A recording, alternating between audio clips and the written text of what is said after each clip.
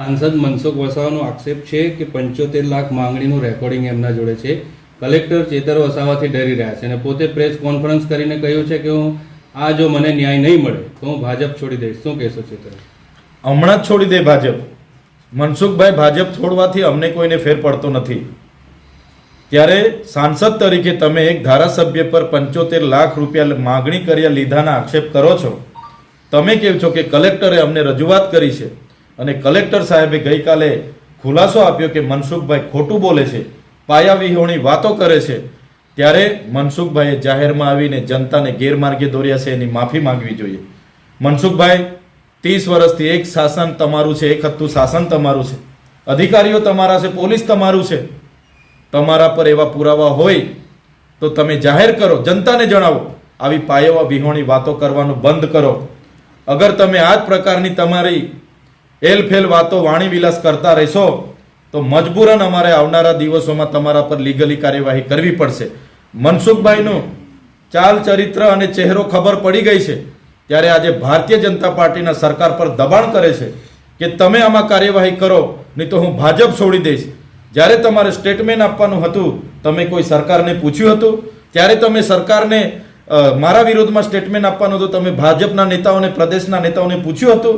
અને આજે એમને તમે મજબૂર કરી રહ્યા છો કે ચૈતર વસાવાને દબાવો, એમને અટકાવો.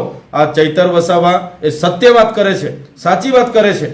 સત્ય પરેશાન થઈ શકે છે પણ પરાજિત નથી થતો. કલેક્ટરે કાલે ખુલાસો કર્યો અને મનસુખભાઈનો ચહેરો બહાર પડી ગયો છે. એ આખી જનતા આજે એમના પર થૂકે છે. ત્યારે મનસુખભાઈ, ભાજપમાંથી રાજીનામું આપવાની વાત તમે આગળ પણ કરી હતી, પણ માત્ર ને માત્ર સ્ટન્ટ કરો છો. તમારે રાજીનામું આપવાનું હોય, લખીને હમણાં લોકસભાના અધ્યક્ષને આપી આવો. તમારે કોઈને કહેવાની કે પૂછવાની જરૂર નથી. અધ્યક્ષને આપો અને આવો મેદાનમાં, એટલે ખબર પાડી અમે કોણ છે તે.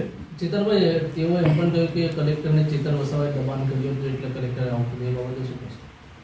ચૈતરભાઈ વસાવા એ આમ આદમી પાર્ટીના ધારાસભ્ય છે અને જનતાના લોકોના લોકપ્રતિનિધિ છે. ત્યાં મનરેગાનું કૌભાંડ થયું. મેં કીધું અહીંયા મનરેગામાં બચુ ખાબડ, હીરા જોટવાએ કૌભાંડ કર્યું છે.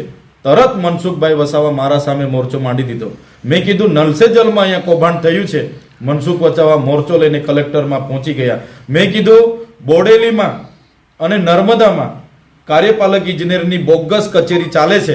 મનસુખ વસાવા મોરચો લઈને ત્યાં પહોંચી ગયા. મેં કીધું અહીંયા નકલી કોલેજ જીએનએમના નામે ચાલે છે. મનસુખ વસાવા મારી સામે મોરચો લઈને પહોંચી ગયા. આજે જ્યારે નરેન્દ્રભાઈ મોદી અમારા ડેડિયાપાડામાં આવ્યા, મેં જે પ્રતિમા સ્થાપિત એને ફૂલહાર કર્યું, 50 કરોડનો ખર્ચો થયો અને ટ્રાઇબલ સપ્લાનમાંથી ખર્ચો થયો. અમારા લોકોને અહીંયા ફૂડ બિલ મંજૂર નથી થતા, સિકલ સેલની ગ્રાન્ટ મંજૂર નથી થતી અને કરોડો રૂપિયાના તમે તાયફા કરો. ધારાસભ્ય તરીકે એ માહિતી મેળવવાનો મારો અધિકાર છે.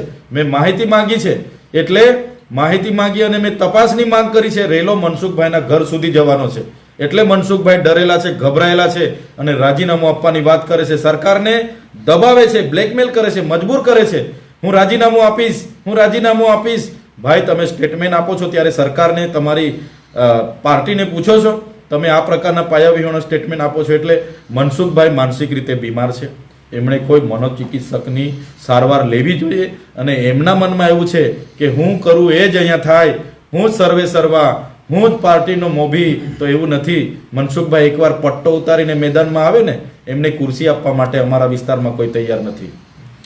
એક્ટિવાથી લઈ જેસીબી સુધીના, ટૂંકમાં દરેક વાહનના અને દરેક કંપનીના, જી હા, દરેક કંપનીના અને દરેક સાઇઝના ટાયર એકદમ કિફાયતી ભાવમાં મળશે અને તે પણ આપણા છોટાઉદેપુરમાં. જી હા, છોટાઉદેપુરમાં.